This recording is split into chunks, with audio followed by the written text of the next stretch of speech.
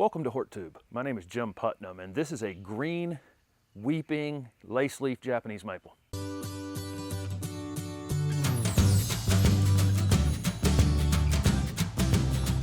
This is Viridis, or as some people call it, Viridis, green, weeping Japanese maple. The ultimate height of any of these lace-leaf Japanese maples is usually determined by where the graft is on it. This one is grafted about 3 inches up. We'd call this a low graft.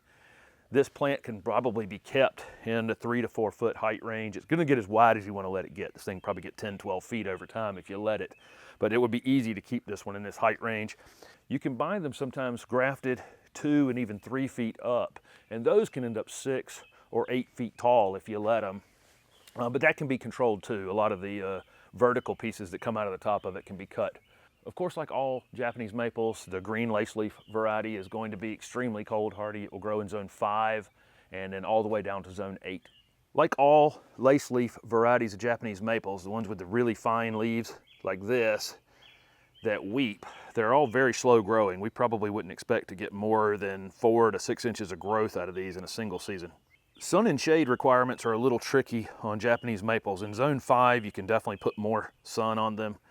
They still need a little bit of shade even in zone 5. In zone 6, you can give them a little more shade. And by the time you're in zone 7 and 8, these really need to be in a half a day's shade. They can take a lot of morning sun and a lot of late day sun, but not a lot of midday sun. The weeping Japanese maples can be used pretty much any place you want to use them. They can actually be used as foundation plants, especially a low graft one like this one that will be able to keep it down pretty low. It could go in the corner of a foundation. These make great container plants, probably not in zone 5. Because the pot would probably freeze too solid over the course of the winter, but in zone 6B to 8 would make a great container plant. Of course, then it looks great as just a specimen piece and then planting other things around it or behind it to really show it off. The main features on this weeping green lace leaf maple is this incredible fine textured foliage. It's really, really beautiful. It has this incredible weeping habit. If you have other colored foliage things with this, it's very beautiful. If you put something that has purple foliage around it, it really makes it stand out. A lot of people would prefer a red Japanese maple, but this thing is really, really striking. And in the fall, it gets incredible goldish red foliage, more gold on the inside and a little bit of red tinge around the outside. It's really, really beautiful in the fall. And of course, it has this incredible structure in the wintertime when it doesn't have the leaves on it with all the weeping branches, which will eventually reach all the way to the ground. And as you'll see, I want to show you on this, this is where this one's grafted. Japanese maples like this are actually grafted onto a separate rootstock that's a hardier rootstock. I've included videos in the description of this video for planting woody shrubs and trees.